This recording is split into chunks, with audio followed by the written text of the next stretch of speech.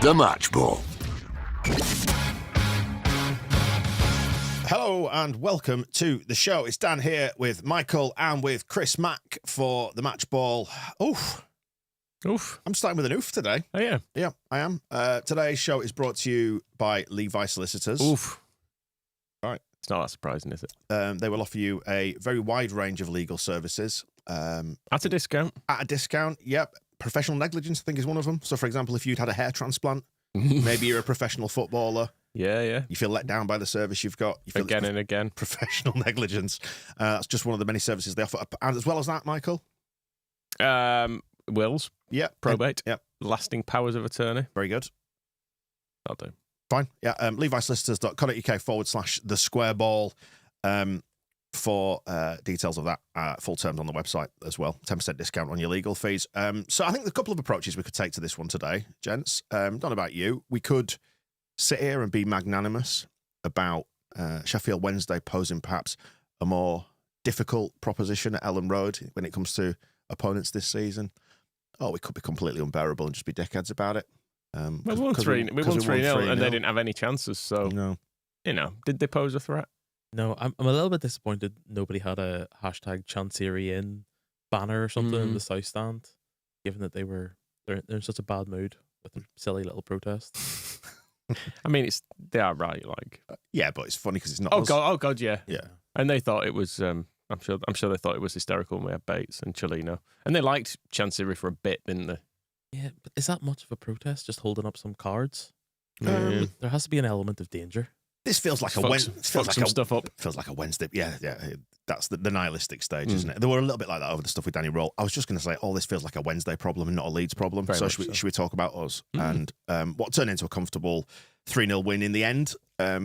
Beautiful back heel from my boy Al. Late goal. Obviously, I think there was a massive exhale across the whole stadium when that second one went in. But Wednesday did offer more threat. I do mean that. I think than a lot of opponents who've come to Ellen Road this season. And you can see why they've been on a decent run of form, I think, because they've got a system that works for them. I think it's obviously got its limitations, but they were effective at making us turn and run back towards our own goal a bit today.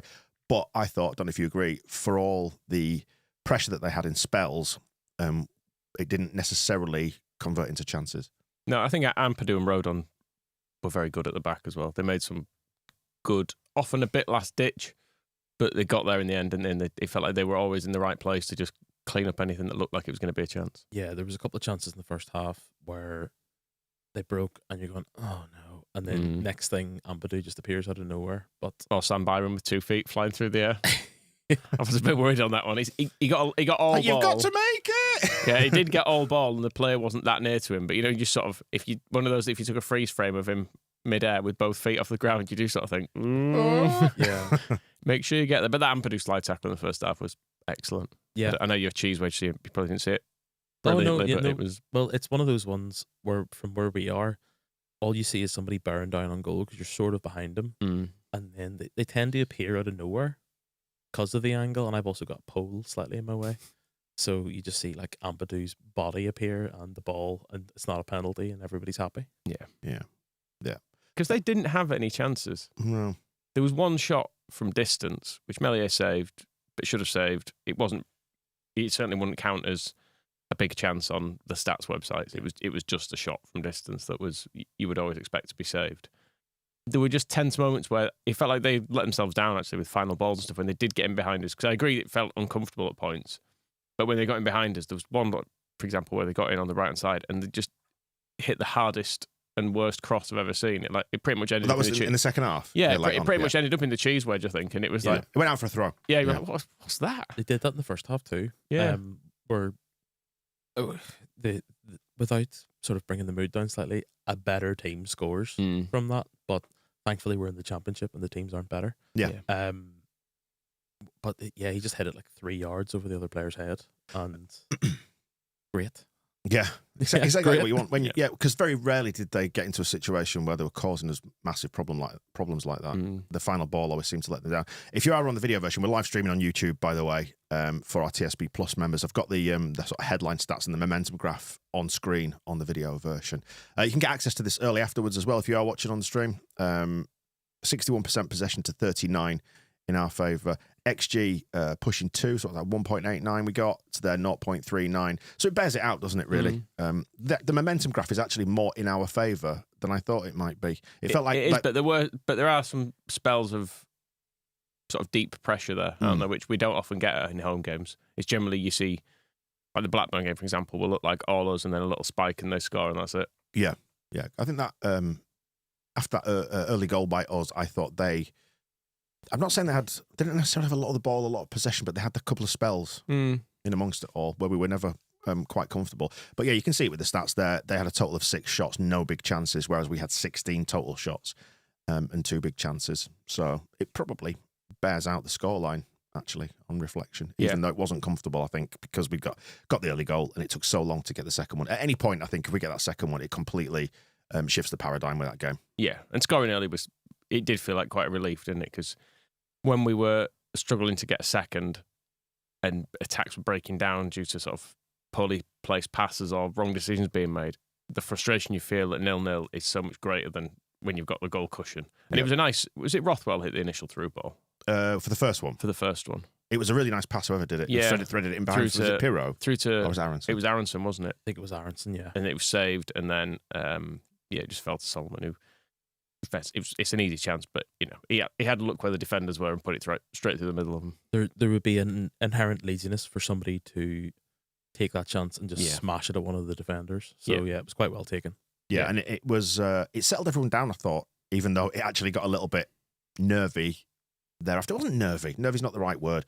There was a lack of comfort, I thought. When we normally get one in front at home, and we feel quite comfortable with it because we know the first goal is really, really important. But it wasn't like that today. No, it wasn't. And it's hard to say why exactly, because it just felt like I think they were a decent physical match for us. There were points in it where I thought, in a game like this, actually, I wouldn't mind Ampadu in midfield, where we were just maybe struggling a little bit to impose ourselves when it was in midfield. But overall, we did deserve it. Yeah, I don't think we capitalised on taking the lead as well as maybe everyone inside Ellen Road thought we were going to. Yeah, because you expect at that point we might run away with it. Yeah, but it's a Yorkshire derby, and I thought on the whole we played well enough, obviously, to win it. 3-0 might have flattered Leeds, but I don't think you can be anything but happy with a 3-0 win, a clean sheet, top of the league, especially on a weekend where Burnley and Sunderland draw with each other. Like, it would have been very easy for Leeds to not take our chance this weekend, as we've done a couple of times recently. Yeah. I think some of the tension first half as well, it maybe improved a touch second half, I'm not sure. The ref seemed like he had some proper madness in him. I was going to put the dickhead ref caption on the screen. Let's do that now. He did some weird stuff, the ref. He got songs to his detriment early, didn't he? He did, really did. He was doing some weird stuff. There was the most obvious, like, off the ball shove on Joe Rodon that he somehow missed, and there were just quite a few bits where he just was making bad decisions, and he was picky in certain areas and then not in others. Yeah, like there was a bit for example, there was a free kick in the first half which he made us move 10 yards. But was that when Ampadu, he said right here, and then he gave double thumbs up sarcastically to the ref, didn't he? Yeah. Ampadu was chatting to the ref quite a bit, I noticed today. Although at one point Ampadu was chatting to the ref because in the second half he was just pleading with the ref to get their wall behind the line that the ref himself had drawn. He was just pointing at he was saying to the ref, look, you've drawn a line and they're stood in front of it, and the ref was going, yep, good. And he's going, but you're meant to be behind it. But did you spot the error with that though? No. Essentially, the ref didn't draw a straight line. You've got the 18-yard box there, right? Which sackable offence, draw straight lines. So you might have noticed that they're quite straight at the lines that they paint on the pitch. The one the ref did was angled back towards the penalty spot. So you could see it wasn't parallel. And that's what the Wednesday players did. They were standing parallel to where he'd drawn the line at the front part of it. So I think the ref was acknowledging that he'd drawn the line badly because it wasn't, obviously you need him to stand 10 yards back. So if he's decided that's 10 yards back, then they can go straight rather than angled backwards. Yeah. That was the point they were making. Because it was just shit reffing. Okay, fair enough. And he missed a very obvious handball as well in the first half. I don't think he missed it. He just chose not to give it. Right. Beyond the very obvious footballing abilities, I think that is what we've missed with Ampadu, is someone to just go, actually, no, I'm going to call you out on that. Because even like the Blackburn game, where the away game where he wasn't playing, or even the first half of the Preston game where Leeds, I thought, were bullied a little bit, and then obviously the referee's not making certain decisions. If you've got Ampadu there just standing in his ear going, let me just have a little word with you. Can I just take you to one side and have a quick conversation? Because he is, like, I've watched some of the Leeds YouTube videos where they play like a silly little game. He's probably the most competitive person I've ever seen at anything ever. Really? So yeah, he seems like they were playing like some daft game or getting food out of a fridge, and he was getting really annoyed about like the not the right amount of food being taken from the fridge. So I think he's definitely captain material. Yeah, I'm just looking at some of my other shit ref notes. That he gave a free kick to them about 15, 16 minutes in as well, when they obviously just stepped across in front of someone who was making a run from deep, but then gave them the free kick because their player would end up on the floor because our player would run into him, having been blocked. And you think, no, that's not the way it works. He did the same for Bogle in the second half. There was one that it was never a free kick. Bogle just sort of stepped in front of it. Yeah. He was just not very good. Yeah. Yeah, as you said, it's the same problem that you've identified before, Michael, which is there is a different threshold for offences in different parts of the pitch. Yeah, well, the one there was a big shoulder on Brendan Aaronson. Ball was nowhere near. In the middle of the pitch, you'd give a free kick for that, but because it was in the box, it was like, fine. But yeah, being ultra picky in some areas, but then in others, just letting stuff go. It's knowing when he does it the first time as well that you're going to have to watch the same thing unfold differently later in the game. You're like, he's wants that free kick moving 10 yards. You know for a fact within 10 minutes a free kick's going to be taken from 10 yards away from where it should, and he's going to be fine with it. It's just like certain things he's like, no, this one I need to be right for some reason. Exhausting. It's so exhausting to have to talk about it every week. I was going to say, do you both feel like that became like the overarching narrative, the biggest talking point of the first half? When you got to half time, was it frustration with the ref that you felt, or what? Where were you? Pretty much, I'd say. I was happy enough that we were winning, and I thought we maybe could have had another one or two. But yeah, whenever Leeds are winning 1-0, the referee thing becomes like, oh, isn't that annoying? But if it's 0-0, there's some potentially cancelable chat going on downstairs on the concourse. Yeah. Oh, we've said it again. Yeah. So the second half, I've just pulled the momentum graph back up. It felt like we came out of half time with the bit between our teeth just a little bit more, and it's reflected in the momentum graph as well. We had the big run into half time, and then the run the other side of it, and they didn't really get a sniff then until about, it looks like 10 or 15 minutes into that second half. Which it felt like it was heading in the right direction. But I think because that second goal never quite came. What that momentum graph shows, though, is that we had the ball, but not particularly deep in their half. Yeah. That's really what it represents, isn't it? It's a midfield battle, basically. Yeah, we were kind of with it, but not putting an awful lot of pressure on them. Passive. Yeah, a little bit. And the thing is, I didn't feel much threat from them. It was just, for example, around 85 minutes, there was a couple of corners. And you're just nervous, aren't you? At 1-0 and there's corners, and you're just thinking, I just can see this happening. Yeah. Even though a team that's created nothing, as Blackburn came and created nothing. Yeah. But like, you don't necessarily need to. You just need to get something that drops to you. And if that useless fucker Ugbo scores, I'm just going to leave the stadium because he's one of the worst footballers I've ever seen. I was quite pleased when they brought him on because I was like, this guy is shit. He's really bad. Yeah. It is quite funny how they treat Barry Bannon like Xavi or Iniesta in that team. Like, without him, in terms of attack, their build-up was quite similar to Harrogate.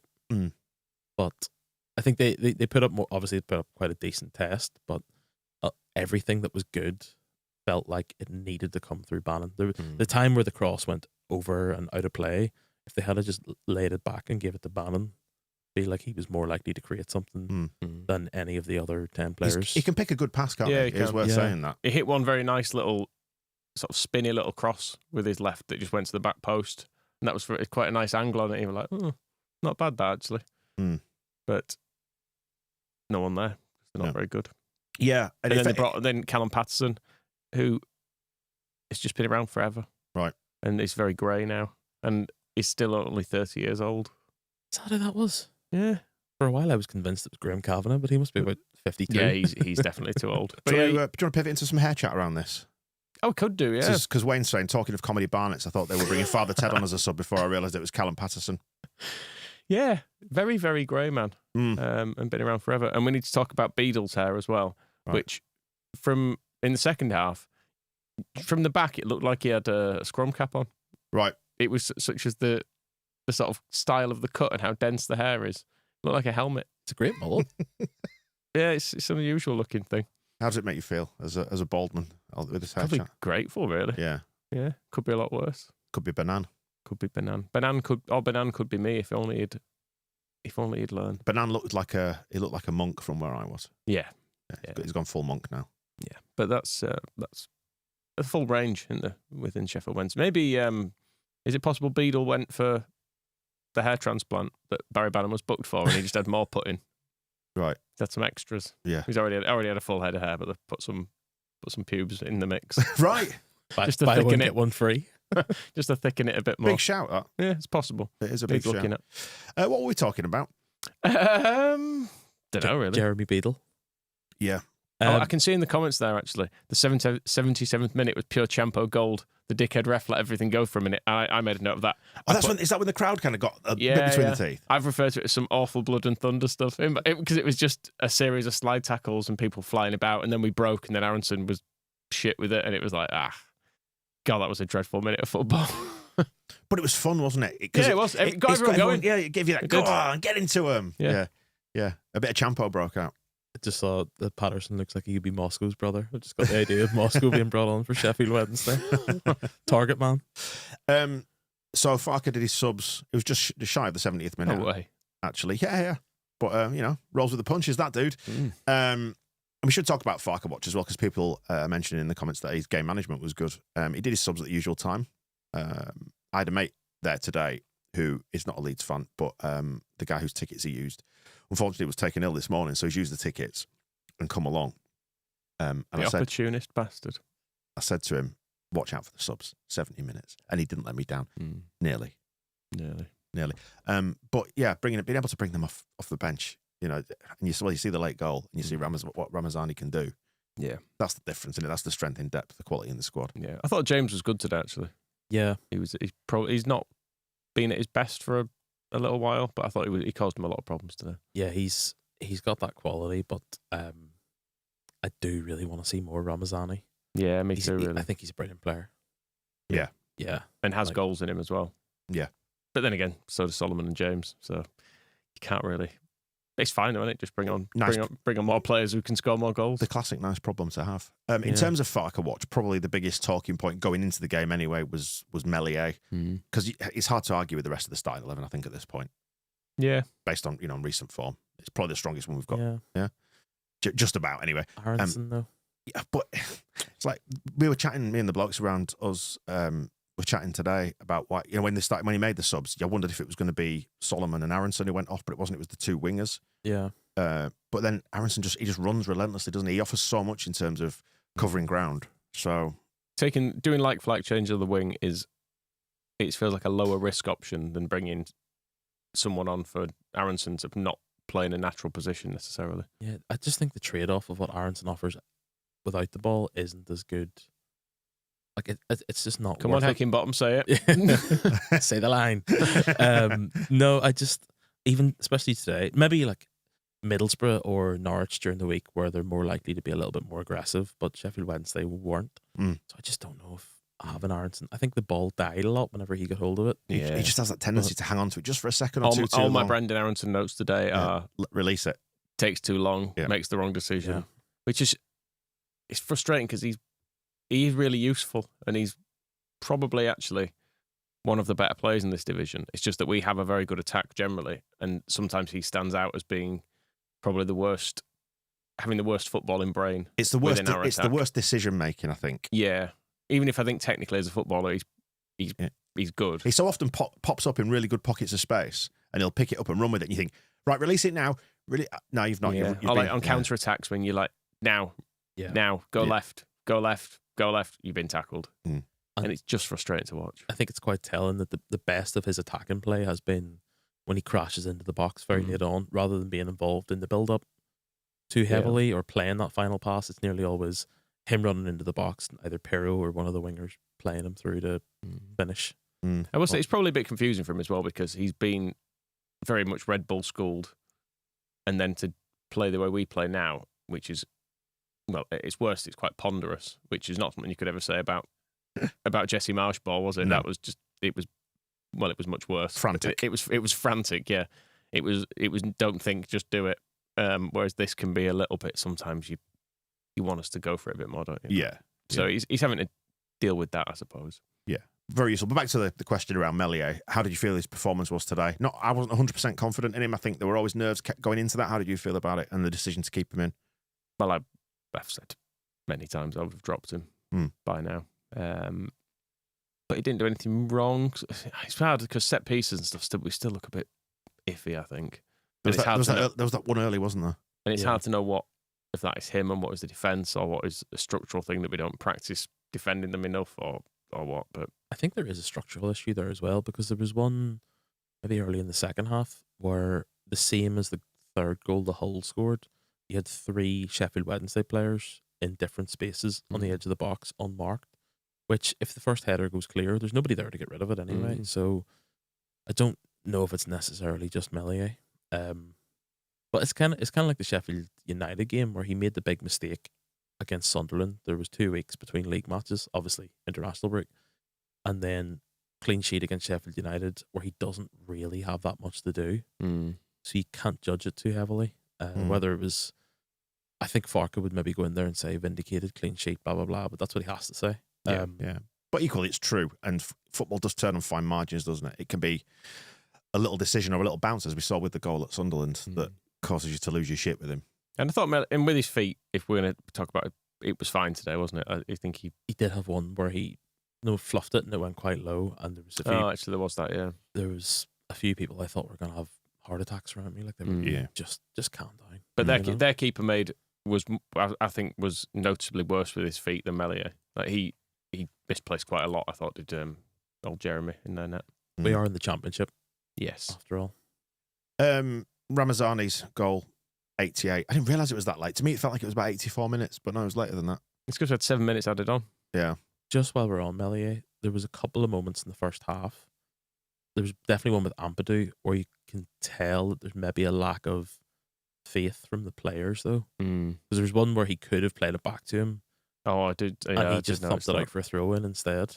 Yeah. So, yeah, over on the left. Yeah. Or maybe you could argue, to look at it another way, maybe he's protecting him there. Yeah. Not putting him under pressure. If in doubt, kick it out and deal with the aftermath. But it does sort of differ from what the game plan is, which is to play it from the back and try and sort of, not have to thump it long. Yeah. But yeah, I don't know. You can read into it however you want. Yeah. I can just read Brian's comment on screen there. Watching Meslier, it's like waiting for a dead branch of a tree to fall on your car. Oh, bless him.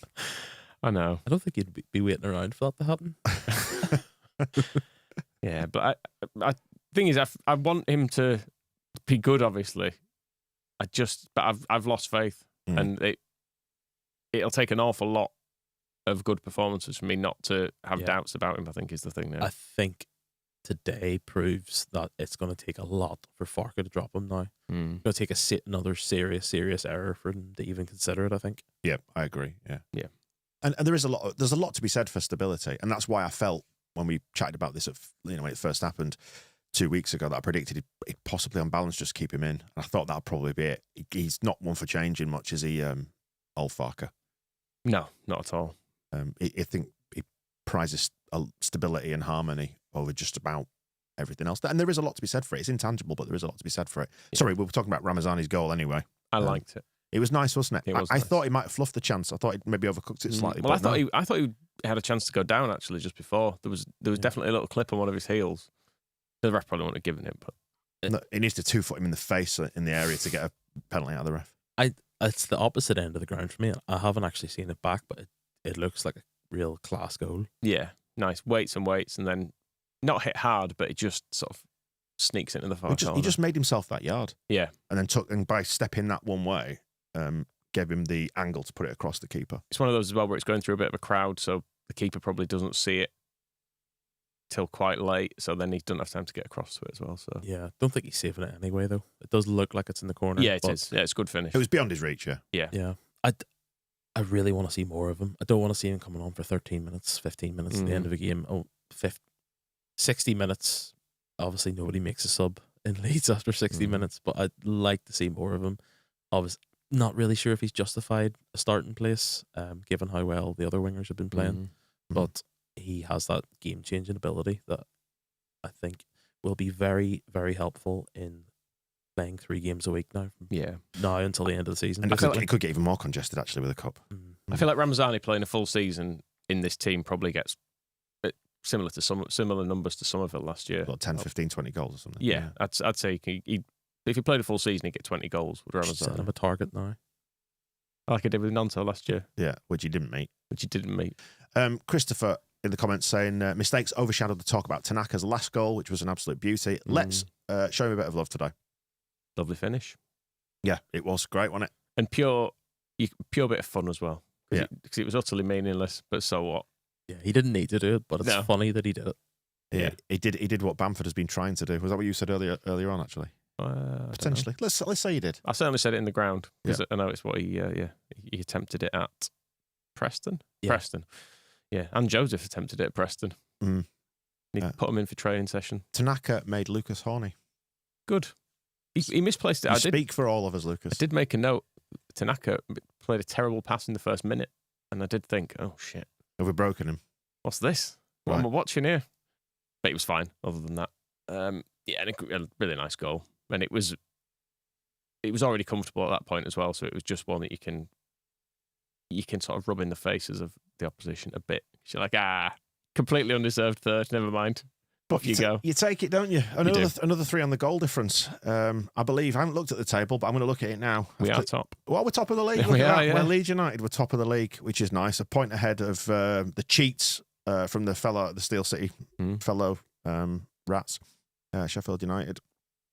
Plus 32 goal difference. So those 3 matter a lot. Christ, I've just gone on to FOTMob to open the table, and I've seen that Everton are 3-0 up against Spurs at half time.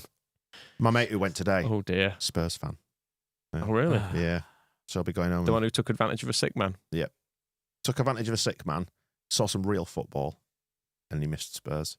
But maybe we're changing him. Maybe we're turning him. Archie Gray on goal, 47 minutes. Oh no. Oh, God. It's funny because we were chatting, obviously the common ground between Leeds and Spurs is Archie Gray. We were chatting in the East Stand concourse before the game, talking about how good Archie Gray was, and I felt sad. But Southampton are 3-0 down as well, so that's nice. But Man United, are they 1-1? 1-1. So those are quite funny half-time results. Yeah, so it'd be nice if we can build on this against Norwich through the week, and then go into that Burnley game, hopefully with at least that 3-point gap over Burnley, so we can afford to have happen whatever happens there. Yeah, I didn't watch it the other day, but the events of the Burnley game seemed quite funny. It was an incredible 10 minutes of TV because it was a fairly mundane game in that way that I think a lot of Burnley games are. Did you watch it, Chris? You couldn't pay me to watch Burnley versus Sunderland. It was just the classic thing that we've spoken about on the shows recently of having it on when you're doing something else, whether it's your phone or just pissing about on my laptop. And it was on. And then, because I was sat really close to the TV, I was like, oh, stuff's starting to happen. And they got that penalty, about 84. And he missed it after James Trafford did all that shithousery. And then he did it all again. So I tied it up, and Trafford, this will make you furious. Trafford wasted 5 minutes across the 2 penalties, just pissing out with his gloves, getting a drink. He got booked for it, and he was really pushing the envelope in terms of maybe getting a second booking. Refs are so weak with this stuff. Yeah, just do it within the first 5 seconds when you see someone pissing about. Just be like, I'm not. Just so you know, you're not going to be doing that. Yeah.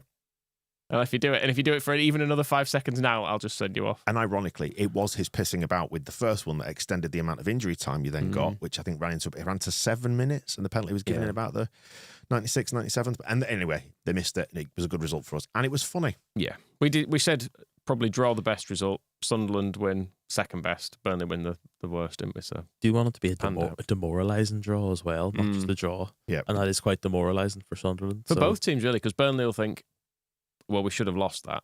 Yeah. And Sunderland will be just livid that they've should have won it. Some sort of Pat Bamford character. I suppose it balances out the universe a little bit for what happened with Melier. Okay. So are we saying the football god smiled on us for this one? Shined a light on us? Fine. No? Anyway, I'd rather we just won at Sunderland. Anyway, we're top. Well, Top, do you want to talk briefly about transfers before we wrap this up? What? We're not sleeping. What? That's what I said. That's all Farkas says, isn't it? What did he say? We're not sleeping. No, come on. We're not sleeping on the window. Right. Or something. This is Berren Cross, who has tweeted to say, Farker on Emery's Buendia comments. So he's obviously been asked about this in the post-match. I never comment on players at other teams because I would not expect any other manager to comment on mine. If a player is not in a white shirt, I do not speak. Speak about business when business is done. I think he spoke in general terms. He's not said anything there, has he? What could he have said that would have... Let's massively read into this. Ruled that out. I think he should have said, yes, we're in for him. That's what he should have said. I've got him in the boot of my car right now. Yep.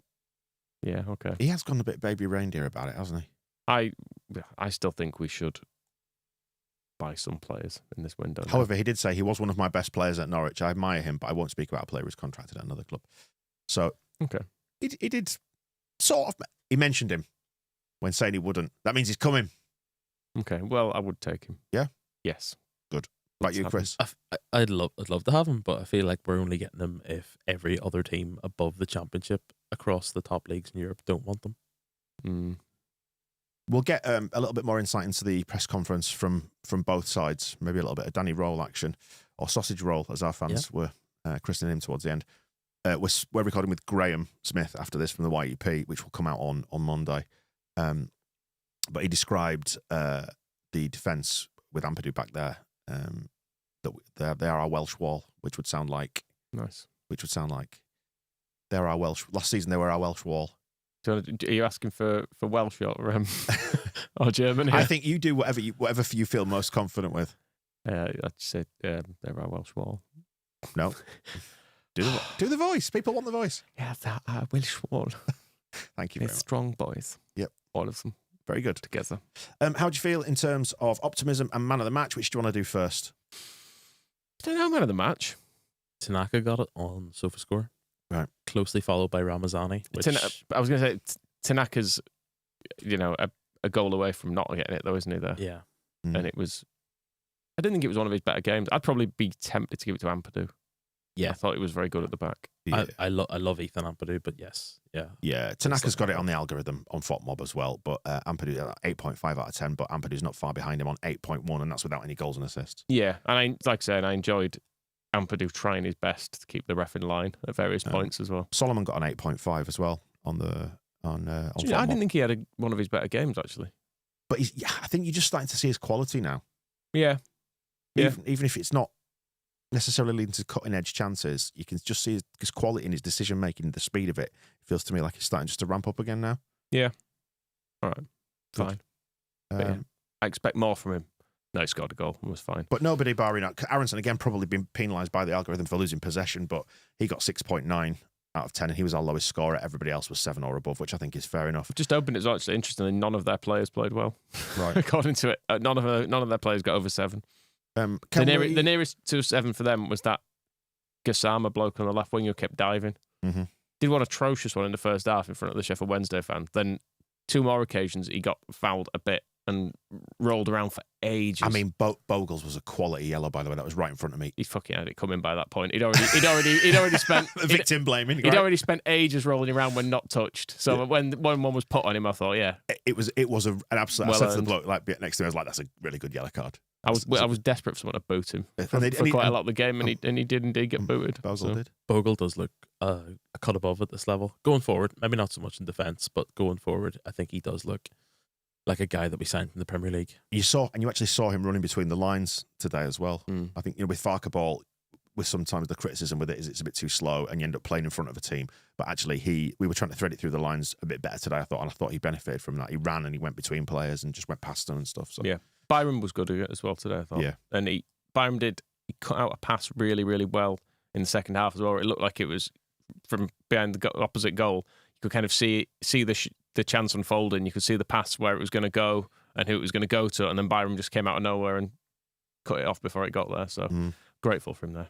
Yeah. Optimism-wise? Going up, top of the league, aren't we? We are top of the league. If we stay there, that will lead to promotion. Correct. Mm-hmm. Cracking. Thank you. Is that good analysis? The stakes are starting to slowly. We talked about this during the week. Just the atmosphere's bubbling a little bit more.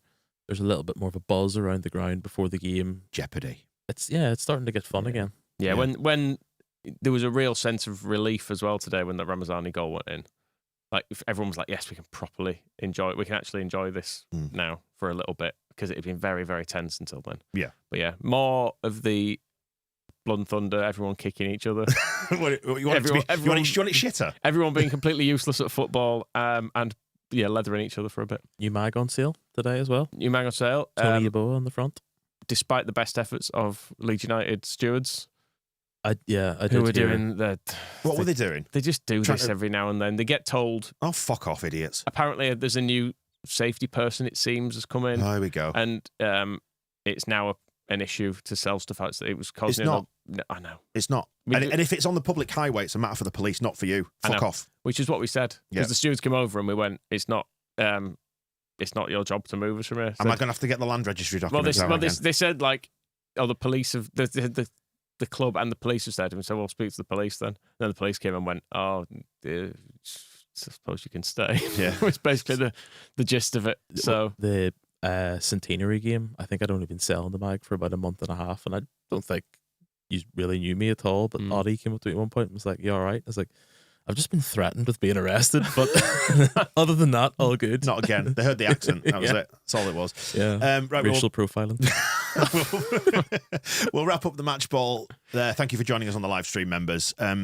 Stick around on the audio version if you're listening to this afterwards. Priority access for that as well. That comes out earlier than the public feed. There is extra time coming your way now, some bonus chat.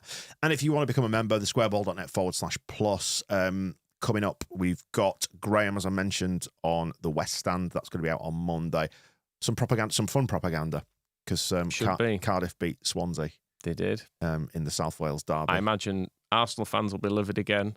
I would imagine Spurs fans are very, very upset as it stands. So, there should be some good stuff. Cool. And then we're round to another match ball through the week against Norwich. Cheers for joining us on this one. We will see you soon.